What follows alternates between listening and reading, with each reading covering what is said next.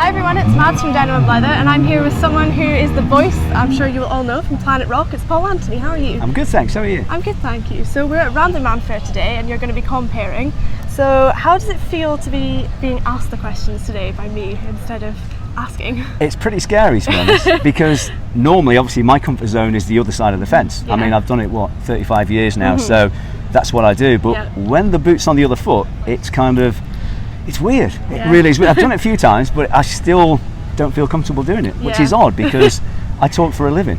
So you work at Planet Rock. How important is it that we have a national UK rock radio station?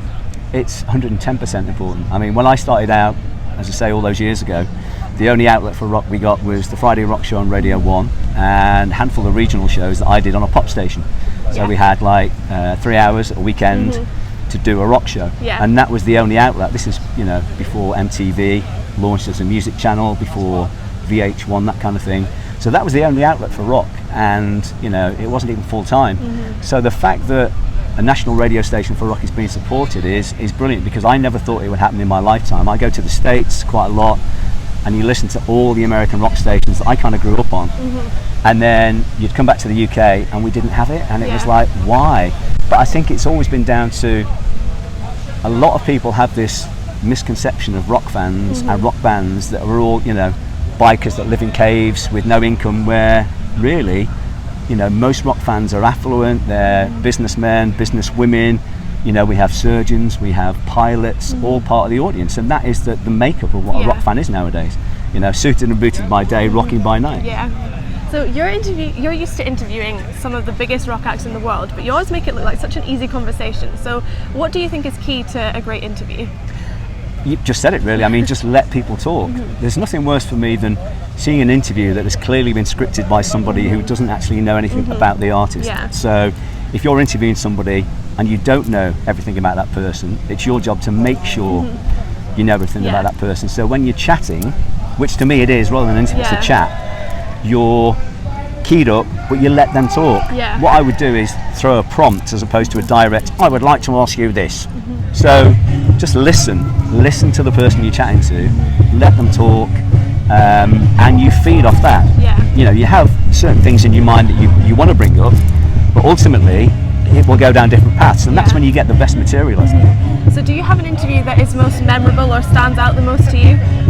To be honest, I've been lucky enough to probably interview all the biggest names in rock, from when they were little bands to when they were huge bands, and watch them grow. Blackstone Cherry being a classic example. I first met those guys all those years ago when they came over, playing to a handful of people, and growing as a band and headlining arenas, headlining shows like this.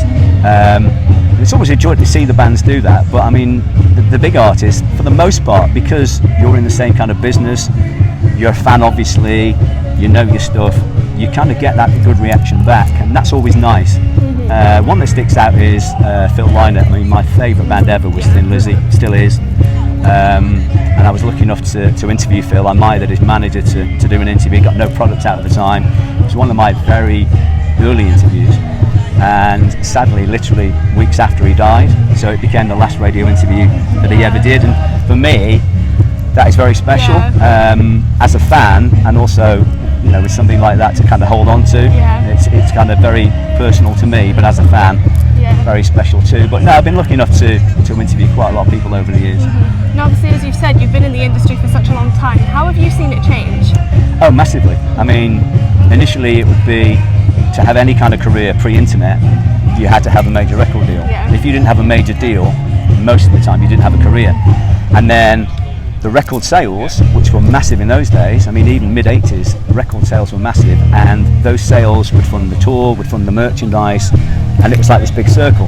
Whereas now, the way it's working, so many bands are doing it on their own, with the internet, social media and everything else. But what it also does, it turns everything on its head, because now the bands do the gigs and sell the merch and meet the people to make the money to go into the studio to fund making an album. So it's a lot harder now, but you've got to support these new bands, because they are the headliners of tomorrow.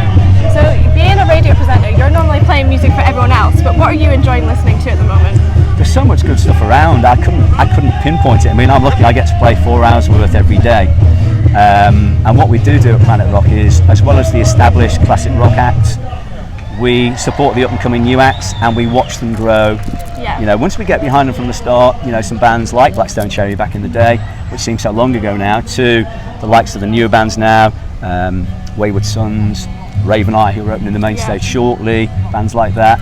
Chris Barrett's band, who went from the rising stage to the blue stage to the main stage yesterday.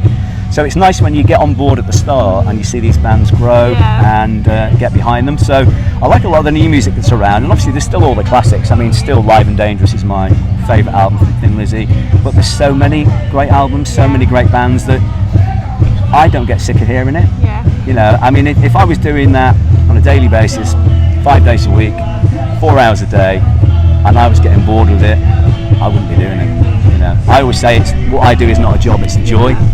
That's great to hear.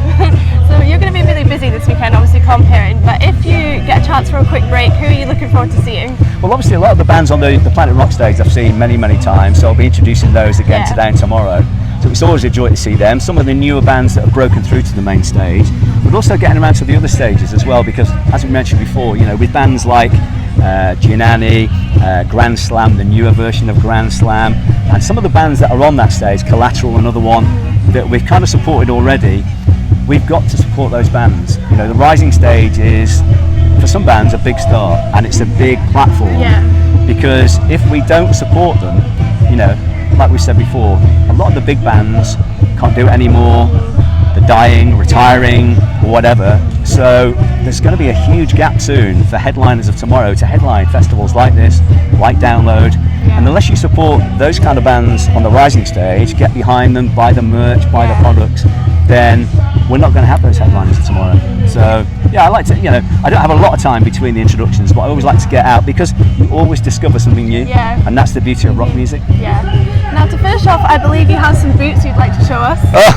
You see, I'm a lover of rock and roll boots, you see, and this is for the weekend only. I mean, these are pretty cool. Jeffrey West from their Muse selection, which is pretty cool, very rock and roll, and very comfortable too.